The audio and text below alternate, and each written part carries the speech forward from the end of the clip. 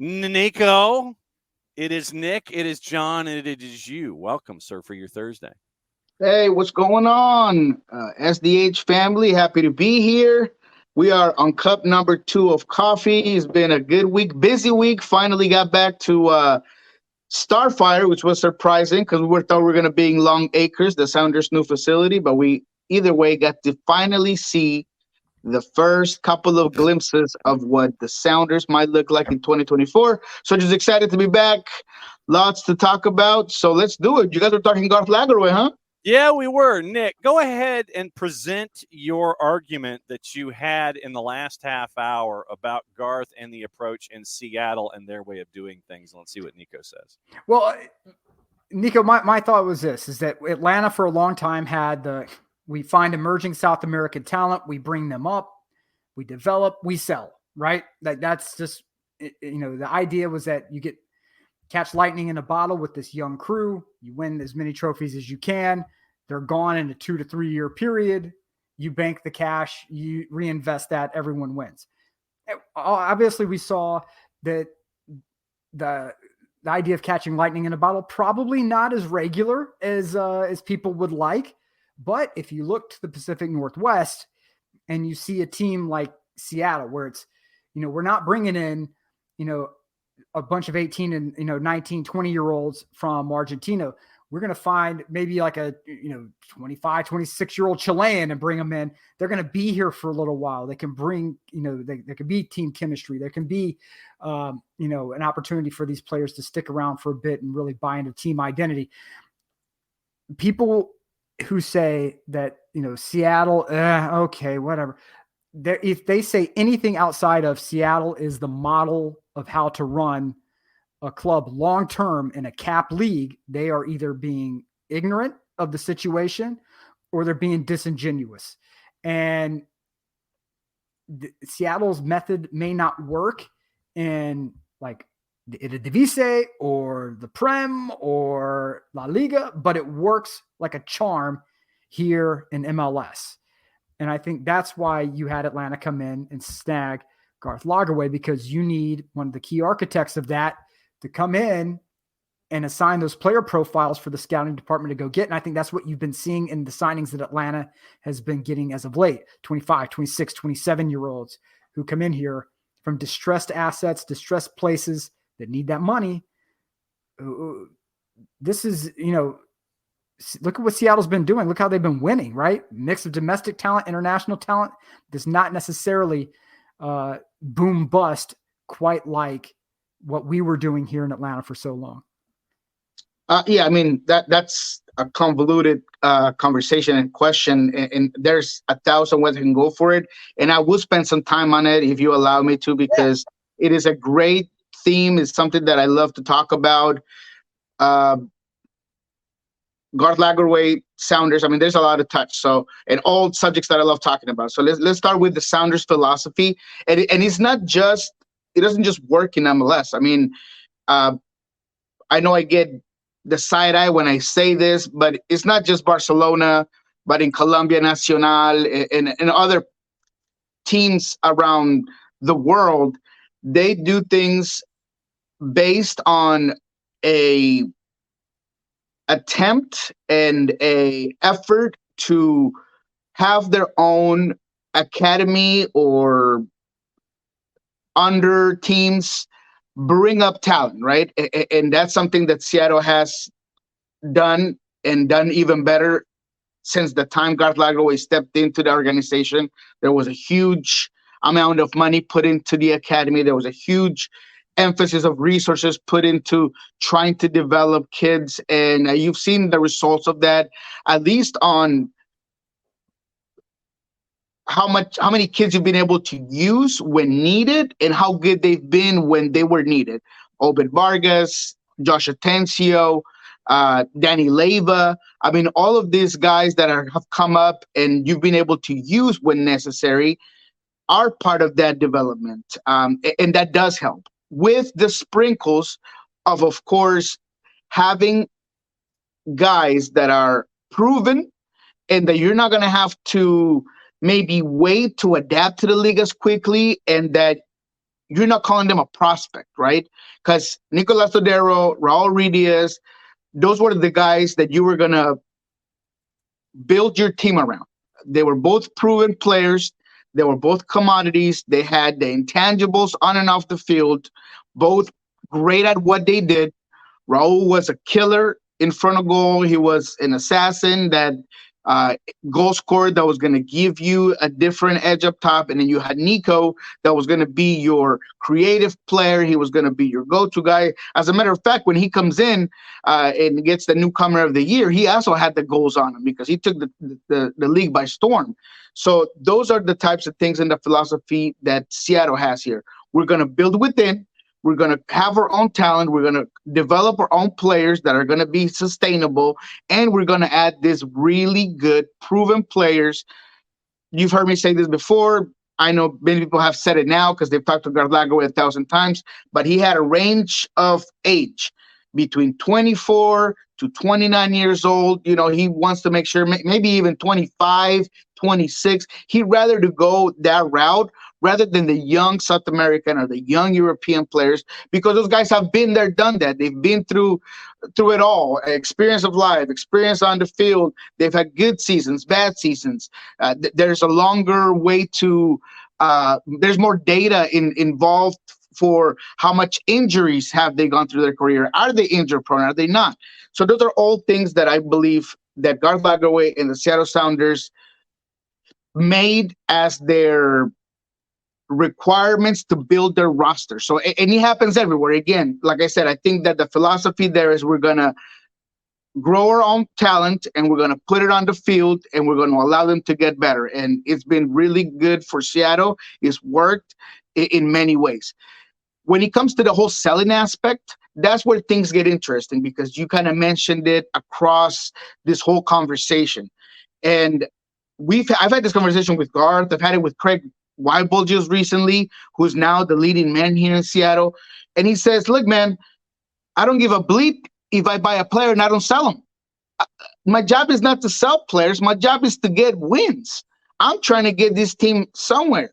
So if along the way, I get a guy that I bring in and he's 22, 23, and he happens to just break out and I can sell him, then that's a win. Or if one of our talented players like Reed Baker-Whiting, like all of these new players that are coming in, Josh Tension is a perfect example.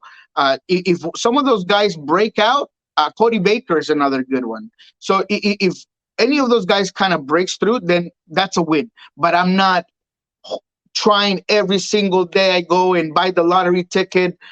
I'm going to waste my entire paycheck on hoping that I get it. That's not what I think we should do. And I agree with it. I had in this conversation, I shared experience. I had a conversation with Fernando Clavijo, rest in peace. He was one of the most brilliant minds in MLS at the time, and one of the guys that I believe have to be up there in terms of helping soccer in general in the U.S. And he used to tell me, and I'll try to make it as concise as I can, Niko, if I have a farm and the farm is giving me coffee and bananas, I'm going to do coffee and bananas. And I'm not going to try to get gold because everybody else is on a gold rush, right? I'm going to work the field. I'm going to work the dirt. And I'm going to sustainably get money from what I have in my farm. And if maybe I'm breaking the ground and I find a piece of gold, then fantastic. But if I have a farm that has these specifically resources and then I spend a whole bunch of money trying to do a gold rush around it and I ruin the dirt and I'm putting all these resources on it, even if I find a bunch of gold, I'm already down on what I spent, on what I invested in. Maybe the gold's not even worth as much. And that goes into this whole thing about if I'm trying to get that big next explosive player, I'm going to be in some problems. And that's why you get the Ezequiel Barcos. That's why you get the Marcelino Moreno that didn't quite work out. That's all those things that happen is because you're trying too hard to find the next best thing and you put yourself in a bad situation. Sosa was another guy that we thought he was going to be this amazing guy. Didn't quite break through, didn't quite get the help or develop the way you wanted. So that's the difference of what you might get now with Garth Lagerway, where you get the Giacomakis, you get the new signings this year, you get Saba, all those are all the players that you're going to be able to get when you have a guy like Garth Lagerway, that perhaps either way he might find you a little bit of this new diamond in the rough, and maybe you're able to sell him. But his job is to get Atlanta to win a title, and once again be part of the elite when it comes to trophies, not to be an exciting team that you want to watch, a team that wins. And do that from the business side of things, and have Carlos Bocanegra and the player acquisition side do their thing. And Garth is doing this for the first time on the business side as the COO of this operation, and saying, okay, all right, it's short term. What we've always heard in the interviews early on that we had with him as well. Short term. Yeah, and Garth, that's a great point. Garth wants to help Bocanegra. He doesn't want to overshadow him. He wants to give him a lot of that knowledge and not remove him from his position, allow him to do his thing, but having that guy, that voice over the top. And I'm hearing that you guys are also looking for a player development position in that managerial side of things. So that's another good thing, right? It's Garth Lagerway saying, okay, maybe Carlos need a little bit of help on the development of player side, plus me up top, and I'm doing my thing. So that's all. The infrastructure is just going to get better with Garth Lagerway. The guy's brilliant. The guy knows what he's doing. And if I had a team in MLS and I won the lottery and said, Niko, here you go, here's $300 million, the first call I would make is Garth Lagerway. And well, you've got the academy with Atlanta United, with all the academy aspects, with the players at the back, Noah Cobb, Efren Morales, Aiden Torres, that's a part of the discussion.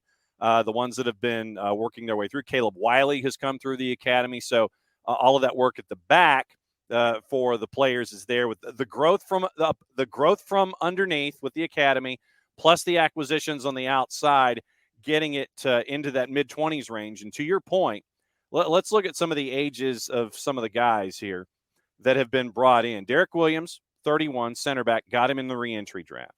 You've got Gigi, who's 29, Lob Janidze, 29, Muyumba is 26, and then you've got Cohen in net, and then you also have Bartosz Slisz, who is coming from Legia Warsaw, and I think he's 26. So it's in that Lagerway range, I guess, for lack of a better phrase. Yeah, and those are the guys that you are gonna. And this is something that I mentioned when last year there were talks about the Silva coming in, and it's like, oh, it doesn't have that Atlanta feel. Like you're right, it doesn't have that Atlanta feel, and that's a good thing. You're not getting a guy that you're going to be excited all through the time before he gets here, and you're disappointed, baby. I mean, that is what you're hearing right now. You got guys with different profiles, guys that are experienced from different leagues. That has Garth written all over it. Like I'm not saying if the Bocanegra, of course, has not been involved. He has to have been involved, and they're scouting, and there's a whole bunch of things that goes into it. But these are the guys. Those are the acquisitions that, for me, have that Garth Lagerway stamp that's so important. Halftime with Niko Moreno, Thursdays with Niko, at El Rolo in W, at Sports Pulso, at the Soccer Bar. Nick, what else is on your mind with Niko this morning? Well, here's the question that I would have for you: is somebody who is a connoisseur of the South American leagues. We've tapped into Argentina, right, as a league. Right, we seem to enjoy really getting players out of Argentina. Why are we not pulling players, more players, Colombian players, more Peruvian players, Ecuadorian players? Why? To me, it's like these are untapped areas. As much as we're going to, as Atlanta seems to be going toward Ligue 2, and that's great. I think it's amazing. You're getting great value there. But it just seems to me that we are not getting enough of these other players, Chilean players, like Chilean, Peruvian, Ecuadorian. I just need to know who's going to be the first outside in Asia. Yes. Now, fantastic option as well. Japanese players, Korean players. Who's going to be the first to really dive into these markets and just say, you can have Argentina. It's all you. This is us. And this is where we're going to be. Who do you think? Because I know you guys have had some success there. is that something that you think will you guys become more hyper focused on that? Do you think you guys start looking overseas at Asia? Who else is going to be mining that talent? Yeah, I mean, something that Chris Henderson used to tell me is that there are trends in scouting just like there are in stocks or in anything else, right? There's trends. And you saw a point where it was all Peruvian, right? Into the leagues. All these Peruvian guys coming in. And that's kind of where the trend of the market was going, because scouting on one side and not the other. Right now, Argentina, you're right. Maybe there should be more because as far as I've been able to find out in many conversations with journalists, coaches and players in Argentina, economically, the league is suffering, and therefore there's a big demand to move players on so clubs can get money, and at the same time they become very economical.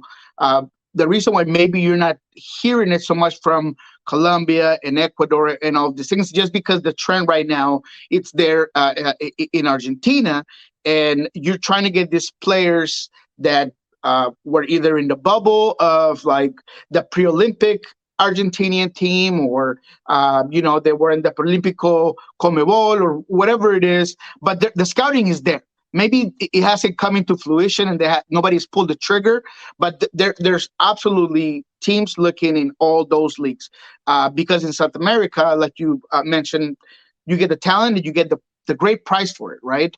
Now, of course, you want to exploit other areas, and I can tell you that Seattle has looked at Asia. Seattle has been in Asia just recently, and the last season. I know that Portland had been looking at so as well on that and that end of the world. So the scouting gets done there, but because of the potential and how well developed 18, 19, 20-year-old South American player ends up being, he's already played semi-professionally or professionally at some point. A lot of times they have the pressure of the fans, they have the pressure of the league. Then you do kind of want to go that route, but I feel like it's already been exploded. It's not a gold rush, that an area that's not being scouted or has never been scouted. I think that there's a lot of teams that are there. It's just that perhaps it hasn't come to fruition necessarily. And at the same time, there are the big boy teams in Argentina that can say, you know what, this is my price for this player.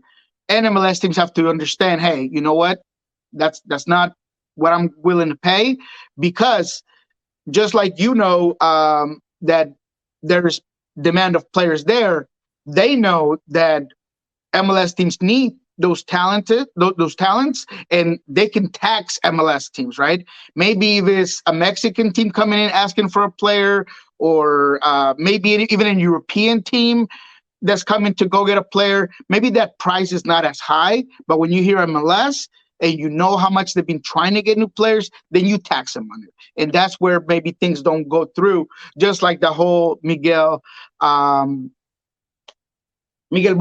to Austin FC, where they declined the first offer and nothing has been said after that, is exactly that. They're trying to tax Austin on a player, and Austin said, that's all I'm willing to give. All right, so let's take a tour around Major League Soccer here for the final 10 minutes of your segment here, hanging out with Thursdays with Niko. And the first hour of the show this morning, Nick took us to business school, and we did MLS Soccer Business 101, and we were beating the britches off of Minnesota United because of everything that is not going on at Minnesota United, including bringing back a nickname for the second year in a row for Emmanuel Reynoso. They are 38 days away from their first game. They're on their second substitute teacher. Their chief soccer officer is in England still, awaiting a visa, and they thought it was going to be this week, but apparently it's going to be next week. He hasn't met with the players and wants to meet with them face-to-face for their first interactions instead of doing it virtually. What in the blue thunder, who is going on in Minnesota? I don't think anyone knows. And as always, there is this underlying narrative of I don't even know what's going to happen with the players that were important for the squad last season, right? Because we're already hearing things about Reynoso, like you mentioned. We already don't know where this team is going in terms of leadership, that coach. I know that the season's still long days away, but if you're going to get a team prepared, you got to start that ideology today, if not last week, right? I mean, it is as simple as you got to get your module ready. You got to get the guys on board. You got to figure out, you got to come in and say, okay, I've been hearing a lot about Minnesota and I know that what I'm getting out of each player, or maybe I've seen it from one aspect, but not as a head coach. And now I got to figure out where everybody's going. I got to have that sit down with everyone and understand, hey, do you want to be here? Fragapane, sir, you were put in the fridge last year. Do you want to be here? Are you willing to play? Is that what you want to do, right? Are you going to talk to Arriaga and say, hey, you played several positions last year. Where are you going to be more valuable to this team? So all of those things, right? John was a good player that you brought in. How are you going to be able to develop him into an even better player? All of those questions need to be asked, and you need to be able to look at this roster and figure it out, and you haven't done it. Mm-hmm. Now, the good thing for Minnesota is that what I've been saying as of last year, and I'll hold that today, the West is a little bit shaky. Yeah. The best teams are in the East. So even Seattle has some question marks, and we'll talk about Seattle here in a second. I'll give you that deep look at Seattle. But when you look at Austin, they're a mess. You look at San Jose, there's a lot of question marks there. You look at Portland, I have zero faith in Neville. You have all of these teams that were and have always been big, and now you're kind of thinking maybe I have a chance, right? So Minnesota at least has that going for themselves. Even LAFC right now, I feel like I don't know where they're going, right? And they had some struggles last year. So with all that said, I think, yes, Minnesota is setting themselves up for failure, but maybe the fact that the West is not as strong still gives them a chance to, just like last season, barely be in the conversation for playoffs. Nick, hit it. Well, no, I think that it's interesting to see how the league has, again, that pendulum effect. There was a time when the West was running things, and then, now to see that pendulum shift to the East, and how that's going to, what's going to end up leading to it swinging right back out to the West. It's just interesting. I love this crazy ass league for this very reason. Nowhere else are you, in my opinion, are you getting this level of buffoonery week in and week out, where one team who has no business being competitive suddenly is hyper competitive, right? I think Defensa y Justicia down in Argentina might be one of the examples I have of where we've seen anything like that, right? But it's the rise and the falls of the teams in this league. It's so much damn fun. It really is so much fun. And I know I come across as a Major League Soccer homer by saying this, but it's, where the hell else are you getting this level of excitement globally? South America, you'll get it. Yeah, you'll get some of this, sure. But year in and year out, this league, it just keeps you locked in and entertained. It's anybody's game, right? And I think that the level of parity is something that that MLS has above any other league, really. Because, even in South America, if I go from Colombia to Argentina to Chile to Uruguay, there's like 3 to 4 teams that every year they're going to win it. For sure. You could bet whatever you want. And one of those 4 teams, they're going to win it, or they're going to be right there. And every other team is just fighting for mid-table positions or not get relegated. I mean, that's literally it, right? That's where the fun is trying to figure out who's going to come in, who's going to come out. But at the end of the day, who's going to win it. Let's not talk about La Liga. Let's definitely not talk about the Bundesliga when it comes to who's going to win it. I mean, you already know it, right? So that's the thing about Major League Soccer, when you have a team like St. Louis come in and just take the best in the Western Conference, and then on the other side, you get teams like New York City on the East that you thought they were going to do great. They have this great group behind it, and they're a big dud. So those are the things that I believe make MLS so interesting and so much fun. All right, so hit me with Seattle. What's going on? All right, so we're back at Starfire. Like I said, interesting. It sounds like the team will be using the new facilities, but not till after they come back from Spain, Marbella, Spain. Yes, they are going to Marbella, Spain on February. Huh? Are you going? No, absolutely not. I have traded in that trip to go to Colombia. I'll be going to Colombia in February myself, so I won't be able to be in Spain because I had planned a family getaway for 2.5 weeks in Colombia. So, yeah, I don't get to go to Spain, but I do get to visit beautiful Cartagena with the family. So I won't be there, but the team is going from the 26th to the 10th. So that's interesting. They did that last year. Obviously, no Club World Cup this year, but they like the atmosphere. They like the competition over there. They have a lot of connections that I think could give them the possibility of some interesting preseason games. Plus, I like the fact that you do something different every year away from Arizona or just here in Renton or Tequila, whatever you do it. That's exactly what I think gives players a different atmosphere, right? But let's go ahead and get to the players, right? It was nice to see that the atmosphere of the players, the camaraderie be there. It seemed like the feel was good. The vibe of the team was good. And that's something that I was very interested in and curious about because of, some of the problems that were last season. No Nicolas Odero, now with Orlando City, all of these things, right? You were hoping that was there. And it was. A lot of the experienced players were there. Some were not, and we'll get to that in a second. But it was good to see Joe Pablo. Looks fantastic. Looks at not just from a leadership role, but just looks so good on the ball. Always seems to stay strong in the offseason. Love to see Albert Rusnak there. Now he's the it guy. He's going to be your creative player. He seems like he's really getting into the shape of things with this new group. And I do believe that it's a new group for him because it's different to be the guy with Niko there and you being the guy without Niko there. Right now, your responsibilities grow.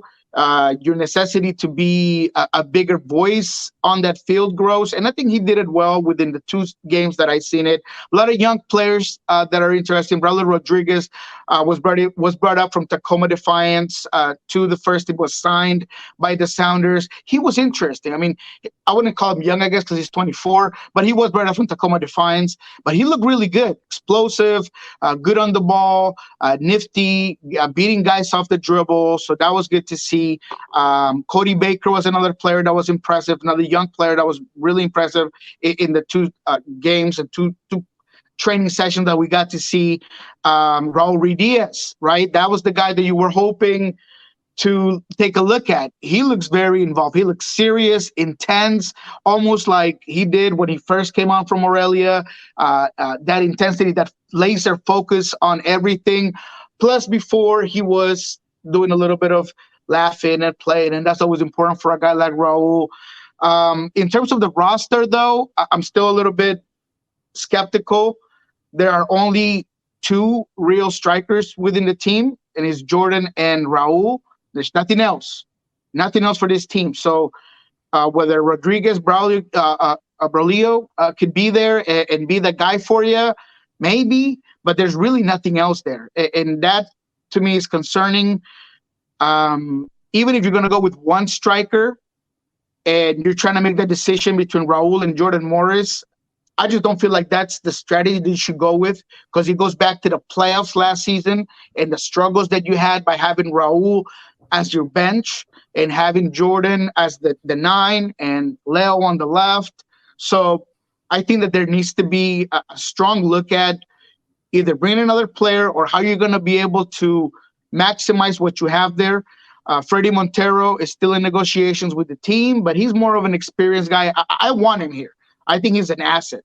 Is he the guy that you want as your next option at striker? Every game, probably not, but he's definitely a guy that you want on your bench, right? Because regardless of his age, I thought he produced when he was called upon last year. He's a locker room guy. He's a creative player. He still has a gifted foot. So I would like to see Freddie back, but I also would like to see someone else be brought into this team.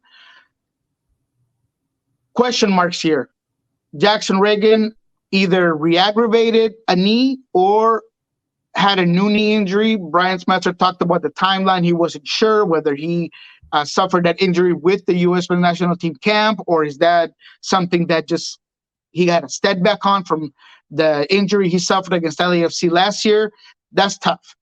You still got Yeimar, who was not with the team and will not be with the team till maybe he might meet the team in Spain. I'll tell you that right now.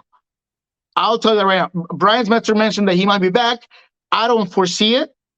I think Yeimar is going to have to meet the team in Spain because he's trying to get his green card, which it helps the team, of course, right? He's going through the process of the green card, but Colombian embassy, man, it's slow and it's loaded, and I don't see him getting his visa into maybe another week. He still has to go back to Argentina to meet with his family, so I don't think he's going to meet the team till the team gets to Spain. We got a first look at Nathan, who came from Earthquakes. I like what I saw. Poised player, good passer, but he's a little bit on the narrower frame side. And at center back, I don't really like the narrower frame. I feel like he needs a little bit of some Nesquik or something to just build up those muscles and really get bigger. But we'll see how he plays out. He's an interesting guy. Bell from San Luis has a chip on his shoulder, man. He said, I feel like I got the door closed on me by San Luis. I got a chip on my shoulder. I want to prove that I belong in this league. Like that mentality. He's going to be, I think, more of a left back option here with Nuhu on that side. So maybe he'll rotate. Maybe he'll play a little bit of center back. But in the practices, he was at left back. So that's kind of what you get right now. Pedro Del Vega, he will be here. It's not about if, it's when. Probably everybody's favorite quote by Brian Smetzer this week was, he'll be here. So he will be here. Hopefully everything gets situated, and maybe whether it's before Marbella or at Marbella, but Pedro de la Vega will be there. So there you go. That's kind of a little bit of insight of what we saw this week for the Sounders. I will say, though, that my expectations not incredibly high right off the bat. I'll be honest with you. I think that there's going to be some issues starting off. I don't expect Pedro de la Vega, who, he has some injuries and still a young player, to come in and have that Nicolás Odero effect. I really don't. So how long does it take him to really adapt to this new squad, what he's going to provide? Brian seems to be very sure of that core group that played last year to come in and be better this season, just because you have a healthy Christian Roldan now, and that's a big part. You got Jordan now fully on that 9 position. So we'll see how that works out, but I'm keeping my expectations right here. I'm not there yet. I would be very careful with my expectations on the Seattle Sounders team. All right, so that's the early rounds on Seattle. We still got plenty to talk about around the league. What's going on with you these days with Pulso Sports and Soccer Bar, and let everybody know where they can catch up with you. All right. Well, Pulso Sports is still going on. You can go find all of these interviews that I just mentioned. Talk to Nathan in Spanish, in English. Was able to talk to John Bell, Brian Smetzer, of course, Christian Roldan. We're planning a little bit of another, and one of my favorite things to do, as always, is a little round table as a preview of what's going to happen in Marbella for this team. So check that out. Soccer Bar has been on a standstill right now. I don't know if you know, but here in the Pacific Northwest, there's been some heavy storms. So our producer has had some issues with power outages and a whole bunch of things. So we put it on ice until hopefully next Monday. And ice is kind of ironic because that's what we have here in the Northwest right now. So we're hoping to get through that, and then we'll be back at Soccer Bar hopefully next Monday. Take care of your 3 P's: your pets, your pipes, and your people. That is what you got to do this time. Like that. With what's going on up there in the Pacific Northwest. Inquiring minds want to know. So when you go to Cartagena, are you going to be doing Thursdays with Niko from there? Are you going to be live from Colombia on Thursdays to hang out with us, or are you actually going to take time and completely unplug? Ooh, that's a good one, man. I think that I could persuade my wife into maybe me stepping away for 30 minutes at least once or or once or two times out of those 2.5 weeks. Yeah, I would like to do so, just to say we did a remote thing from Cartagena. You know what I mean? Exactly. I know, because we got to chase after the steps of Jack Colton and Romancing the Stone. We've got to finish up with Cartagena. That's going to be, if we can pull that off with the internet speeds, that would be fantastic. My friend, it's always great to catch up with you on Thursdays. Thanks for hanging out with me and Nick, and we will catch up with you next week. Thank you, John. My man over there in the corner, too. Take it easy.